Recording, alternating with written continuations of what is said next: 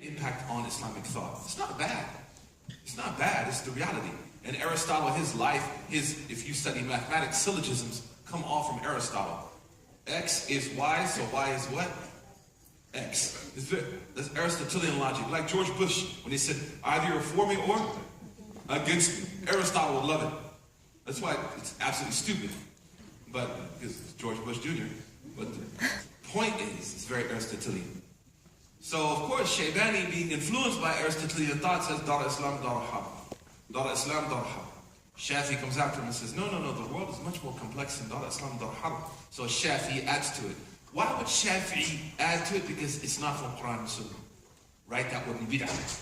But he makes ijtihad in this situation because he can. So he says, no, Dar Islam, Dar Harb, or Dar Ahad. The land of Islam, the land of war, the land of treaties. He adds a third category. After Shafi comes Imam al-Shashi. Imam al-Shashi from the great scholars of Usul al-Fiqh. He's a great Hanafi scholar of Usul. And he looks at what Shafi did, and he said, no, this is like way out there, bro. With all respect. And he writes in his opinion, right, in his book, he said, with all respect to Sidna Shafi'i, rahimahullah, he said, it's not how the Quran divides the world. He said the Quran divides the world as Dar al-Da'wah, or Dar al-Istijaba, or Dar al-Iman. He said the Quran divides the world as the place where people didn't accept Islam yet, like they're open to da'wah, the place you should make da'wah to them, and then the place where people amanu billah, who believed in Allah. After him, I watch how this all is going to come together. Came a great scholar named Imam al-Marudi. He was a Shafi also, of Mecca. Imam al-Marudi, he said, this is all great, but at the end of the day, these are all theories of people. He said, my theory, watch what's going to happen. It's all going to come full circle in a second. He said, my theory is that wherever you can practice Islam, meaning the 5 pillars, and you can live, and he talked about the idea of freedom and justice and security. Because the scholars considered security as one of the blessings of Allah. وَآمَنَهُمْ مِنْ خَوْفٍ Surah Quraysh. فَأَمَانْ is ni'mah. Because in Aman I can worship Allah subhanahu wa ta'ala.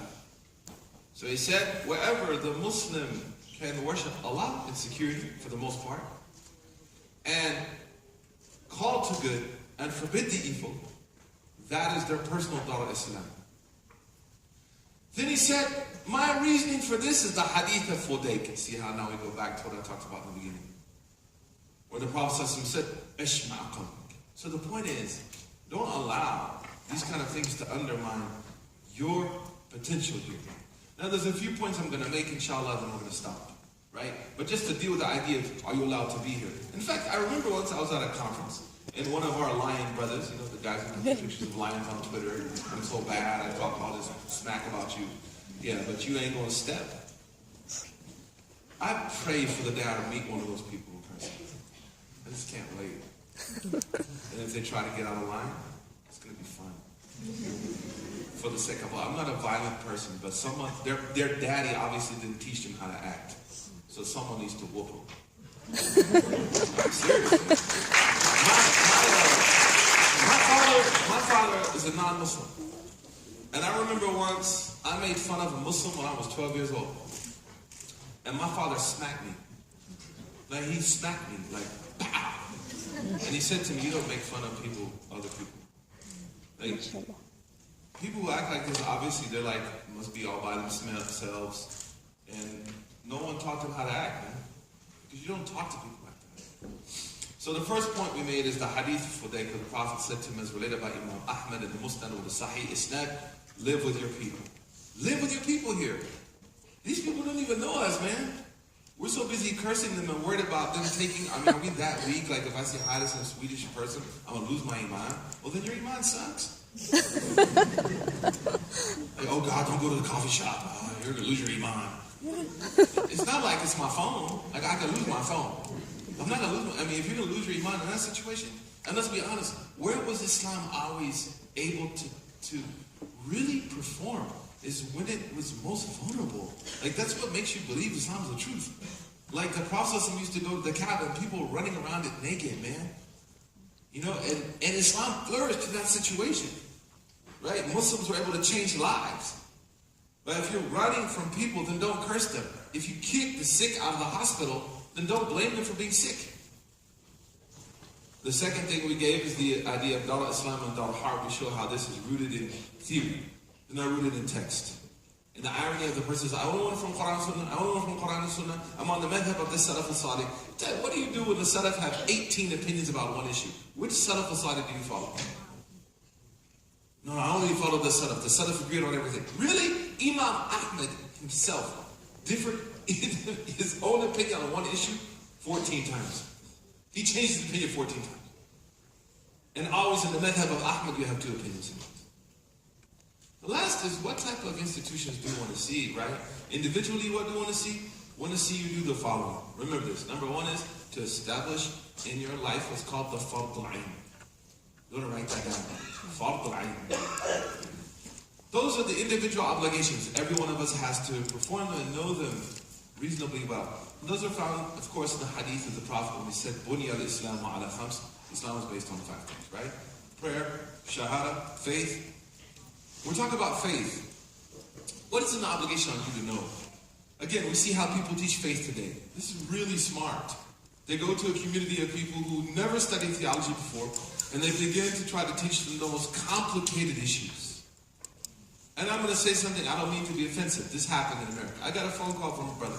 He's just a normal Muslim man. You know, he just wants to, he's a finance guy, works in Manhattan, black American brother, beautiful family. You know, we've got like 25,000 kids, mashallah. It's a happy marriage, hey? Go for it. And, I mean, if he was like 22, they had a minivan. Like, kids they had. So, he calls me and he's like, Imam, I need to talk to you. I said, yeah, he said, you know, I work at this place, right? And I have a problem. I said, what? He said, Beyonce. I said, Beyonce? Exactly. What? Mustafa. Hey, Queen Bee? He said, yeah, man, I have a problem with Beyonce. I was like, what? I don't understand what you mean I have a problem with Beyonce. He said, no, man, my secretary looks like Beyonce. So, remember I said yesterday scholars have to be accessible? I could have said to him like, astaghfirullah, you know, and then would his question got answered? Would I have helped him? Of course not. So I said, hey, I can understand. I'm not trying to be patriarchal. I'm just telling you this is what happened. It could happen with Brad Pitt too. Just or Ronaldo, whatever his name is.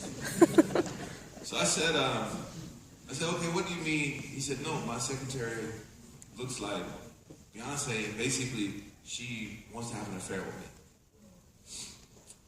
And I was like, wow, bro, I mean, I appreciate you calling me, but I think you know what to do. He said, well, I went to the masjid, there was a class on theology, and I sat down, and this brother said, today we're going to talk about what the hand of Allah is. What does it mean Allah has a hand? Does Allah have a hand? What's the position of the Salaf al-Salih on this? What's the position of the people who are innovators on this? And he said, Imam, like, I need a creed that's going to help me with Beyonce, man. And that ain't doing it. So the point I'm trying to make is the way that people teach theology is not the way of our tradition. Our tradition did not ask people to learn these hard, intricate issues. Because let me ask you, at the end of the day, what causes us to pray in the night is we know Allah is Rabb. Not these little issues. Those were issues, Ibn Taymiyyah, Imam Ghazali, those were issues that were fought amongst scholars, not amongst the masses. The masses learned the basics of faith. So the first obligation is for you to learn the basics, not that complicated stuff. Because at the end of the day, you're not going to go to heaven or hell on these little issues. You're going to go to heaven and hell if you believe Allah is one. And there are 20 obligations you should know about Allah. We don't have time to talk about it now. The point I'm trying to make is understand something. That the way theology is being taught to you, because it's being exported by Saudi Arabia, and many of these Arab countries in Azhar too, in the name of scholarship, put money into people to create fitna in communities. Understand this. Imam Ghazali said, whenever you see people going around creating disunity in the Muslims and attacking the scholars, that's how you can identify the guy with the lion. The guy with the lion will never say anything about Netanyahu in the elections. The guy with the lion will never say anything about the poor or the gentrification of neighborhoods or the ghettoization of Muslims, for example, in France. But he will always attack the leadership of the Muslims because he is subliminally an agent of shaitan. Because the only one who would attack the awliya is a shaitan. But because everyone is wrong, the ummah is on bid'ah, no one's on the right path, that's a simple message to tell people. But you never find the scholars teaching that way. It came later on. Imam Ghazali said, when you see people doing that, you know what you should do? It's funny, Ghazali said it. He said, run. He said, stay away from them. And the Prophet ﷺ said in Sunan al-Tirmidhi, cursed is the one who learns to argue with the scholars and impress the foolish. So, learn the basics of faith. What are the basics of faith? The Quran, man. Like the Quran is the best book of Aqidah. You know, when you read the Quran, that's what guided me. I was a club DJ smoking weed, going to strip clubs, you know, gambling. I read the Quran and became Muslim. I mean, if it could do that for me in the worst of situations, what about you that you're already Muslim? How many of us have like a daily relationship with Quran? That's why Na'man Ali Khan is such a blessing, mashallah. The second are the obligations of practice after creed, salah, fasting, but also being a good person, being honest, being upright, not being shady, not thinking, oh, because I'm new to this country, I can straight up rip off these fools, get my dough, and go home. No, you're home now. You know, stuff, I remember I was in America, I was in one city, and there were Muslims, stuff Allah, who came to America and they bought houses and they burned the houses down on purpose to get the insurance money. And this guy comes to me, he's like, is it allowed for me to buy a house? Then I burn down the house and I get the money from the ta'min. See how it happens? Because now the word Dara Harb, land of war, became an excuse to lose ethics. Where we always have our ethics. So, the obligations of practice and good character. That's an obligation. You know the first hadith we learn when you read hadith with a scholar and you take a sunnah back to the Prophet sallallahu alaihi wasallam. You know, alhamdulillah, I have more than 1,000 asanid to Rasul sallallahu alaihi wasallam. I studied with a scholar from India. I'm not telling you this to brag. I'm telling you this because it's really cool. And we should be proud of that. We're proud of like when we score a goal in soccer. We're proud when we dunk a basketball. Should we be proud of our accomplishments in deen? وَأَمَّا بِنِعْمَةِ رَبِّكَ فَحَدِّثْ. So I studied with a sheikh from India, from Africa, from Egypt, of course a lot of from Egypt, some from Palestine. And always you learn the same hadith first. And this hadith is from the Prophet said, Ar-Rahimun yarhamuhumullah, yarhamu man fil ard yarhamukum man fis sama. This is the first hadith we learned. It started in the early days with Sufyan ibn Uyayna, did this with his students. The first hadith you learn is the one that says, the merciful ones, Allah is merciful to them. Why would that be the first hadith we learn? To remind us to have good character, to care about people. Like, honestly, yesterday, I said something in the speech and people came to me like crazy. I said, you know, like we need to care about others. Like, not just preach to them, but like care about them. People came to me like, I'm broken, I have problems with this, I have problems with this. They don't need theology, they just someone to love them, man. So like, tell them you're gonna pull through, you got it, it's okay. Like, you're gonna screw up, it's all right, don't worry, I got your back. Not like, oh. So good character, being good people, changing people's lives with good character. The next thing is when it comes to governance of institutions. Institutions have to be more transparent. In America, you know, they have a lot of complaints from sisters who say like they have no decision-making process in the governance of the community. Youth come and say, you know, the youth director is like 65 years old, dude. Like, we don't want to go play croquet. Like, young people, he's like, love this youth day, order pizza. Let's go watch a movie like, you know, There's Fault in Our Stars. And, stupid movie. And, come on. So, anyways. So, yeah, the youth director is like 65. You know, as far as women are concerned, historically, if you look at our ummah, great women did incredible things, and this patriarchy started around 500 years ago. You know, up into the 10th century Hijriya, you see that women scholars and men scholars, the numbers are about the same. After the 10th century, you see it like this. Women are gone. And I believe that the patriarchy found in the Muslim world is more a reaction to the West than it is an understanding of Islam. It's very Victorian. Our gender structures are extremely, like the idea of mixing. Free mixing doesn't exist in any book of fiqh. Free mixing. Right? So then what? We have like slave mixing? Because free mixing, the opposite would be what? Slave mixing. So slave mixing is halal. We have to be in bondage to hang out together. Nice to see you. What's up? Like some handcuffs. Me too. I mean, that's the stupidity of the language, right? Whereas, for example, the hijrah of the Prophet ﷺ, this is related, I heard this from my sheikh. He related this to me, with the sanad back to the Prophet, which is authentic. In the Sunan of the Imam al-Bayhaqi, Sunan al-Kubra. This is one of the books you should read with a sheikh, not with Sheikh Google. Or Sheikh Bal Talk. You know, one time I walked so far to study hadith with a scholar, I had to go to the hospital because I hurt my leg. That's the difference. Like, take from people who took from people. Take from people who went and tried to study and learn properly. That's why they're more human, because when you study with a human, you become human. When you study with a computer in a technocratic age, you become a technophobe. You actually become a human phobe. You become a defender of technology, which loses the human feel to it. So, this hadith, Rasul Sallallahu Alaihi Wasallam on the day of Hijrah, y'all know the story, you read it in Sunday school 1,000 times. The Prophet ﷺ left his house, read Yasin, and after that, him and Abu Bakr were where?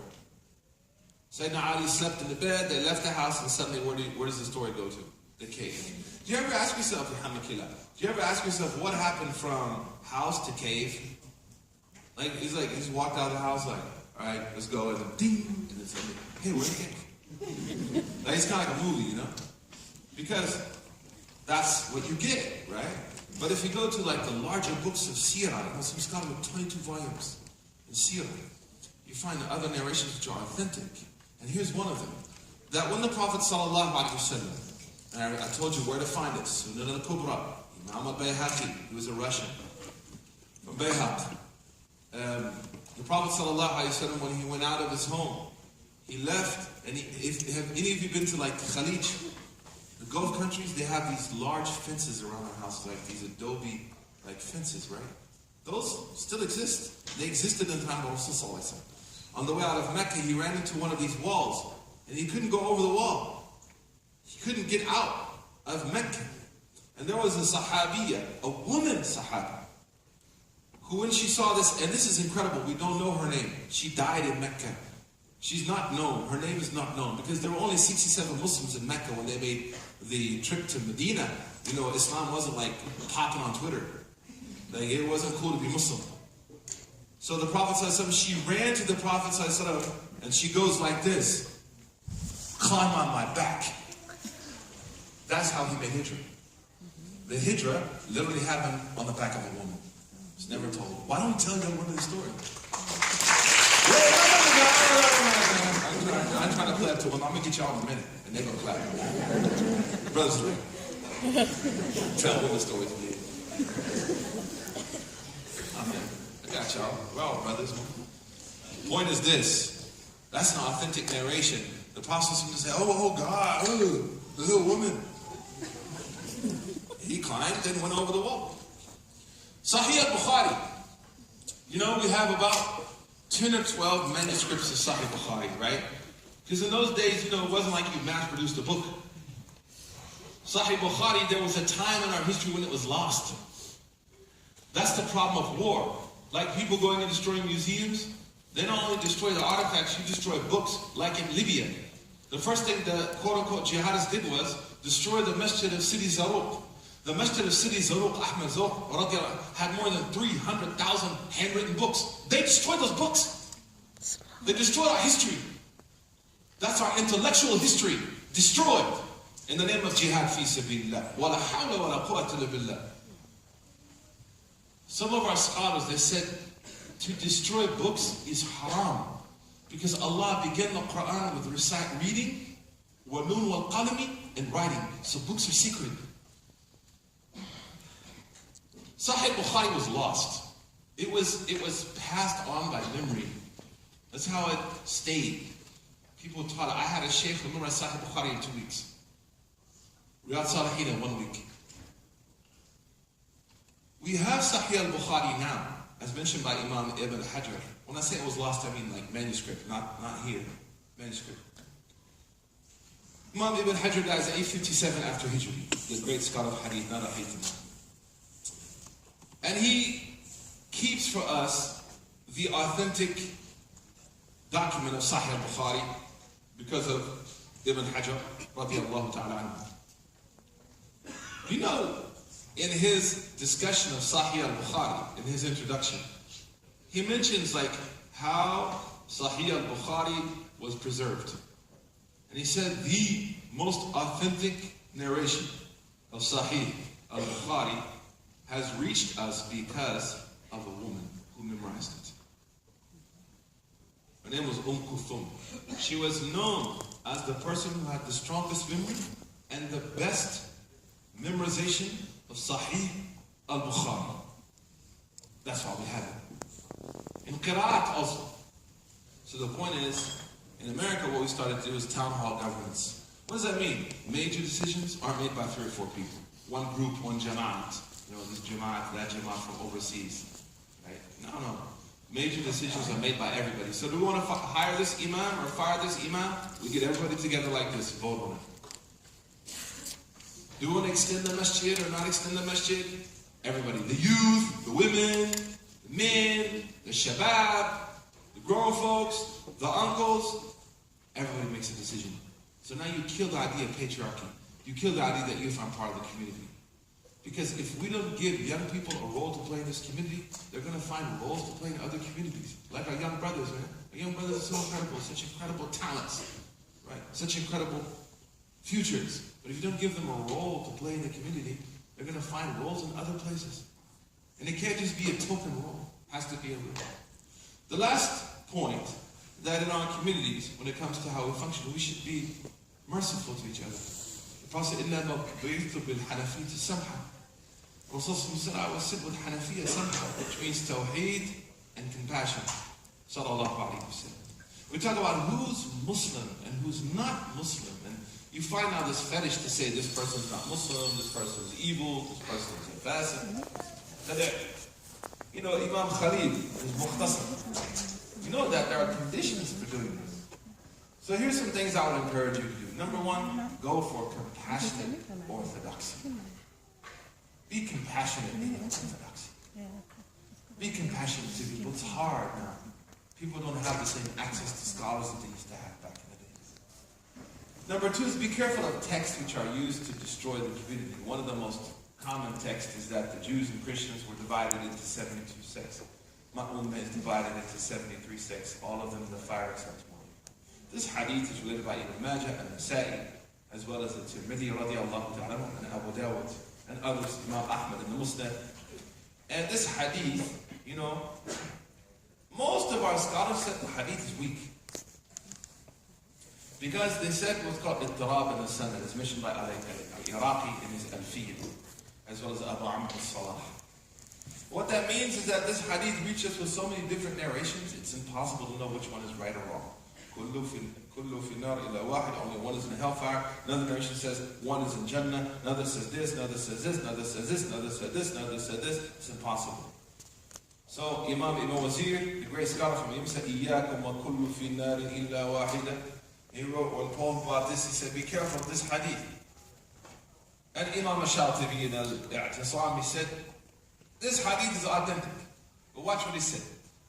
Even though it's authentic, we said that it's not allowed for any Muslim to go around and label other people. This is 73, 74, 75.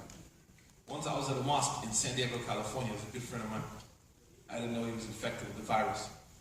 And his brother walked by us and he said, this is 66. I said, what are you talking about? Another guy walked by and said, this is Yani Talat wa Sab'un. I said, huh? Another guy walked by and said, 20. I said, what are you doing? He said, you know the hadith is 73 sects. I'm labeling everyone in the mosque. I said, who are you? He said, I'm on the safe path. SubhanAllah. How convenient. So Ash-Shatibi, radiallahu anhu, he said, it's not allowed for you to label anyone for these sects. And then he said something very profound. He said, usually in history, the group that caused the greatest harm to the Muslims was the one that assumed it was right. Because in their self-righteousness, they will use this to declare other people wrong. Declare other people wrong. We'll stop here, inshallah ta'ala. Any other questions? Don't clap. Do that. I'm not that. Brother like it. But the last thing also is that we need to have activities in the masjid, especially for our young men. You know, young men in the Muslim community are neglected a lot. And so, you do things creative, like have like a PlayStation tournament in the masjid, man. Not in the place you pray, but I remember I was in a masjid once and I came there, they had so many youth in the streets, selling drugs, trying to be gangbangers. This hip-hop music, I used to be hip-hop DJ, it's like, it's becoming a problem because people think it's real. Like, you think it's real, but it's an act. It's entertainment, it's not real. You're not gonna go to America and see like Ludacris in the hood. No, Ludacris lives in a mansion. You're gonna like Dr. Dre, like on the streets, like, yo, what's up, man? What's happening? I'm grinding, trying to get my, hang on. The only one that you would see in the streets is Bobby Shmurda. Where is he now? He's in jail. Because he did live that way. Right? And why would anyone fill an empty heart with that kind of stuff, or goth? Like I see Muslim women in the goth. Like, really? Amy Winehouse? Like, really? Oh, she had a wonderful life. With all respect, that's someone who I want to live my life like. Well, die tomorrow with so much alcohol in your body that is poisoning you. Why would a heart be empty enough to fill itself with those kind of people when it has great examples to follow? And one of the reasons is the type of activities we do in the masjid. So I came to a community once where all the young brothers were out in the streets, right? I was the imam of the masjid. I was 28 years old, very young. And I said, I'm going to do my first activity. Jimmy was all excited. Oh, really? I said, I'm going to have a PlayStation tournament. And I almost got fired. I mean, there was this massive uproar. Oh my God, moms were bringing PlayStations. Because there's a huge building, not in the place we pray, but outside. Man, that event attracted 350 youth. We broke every pizza restaurant's pizza, makhzan pizza was over. So, last thing is like creative, innovative activities. We did a fashion show for women, man. In Dallas, Texas. Abdurrahman Murphy, who almost came here.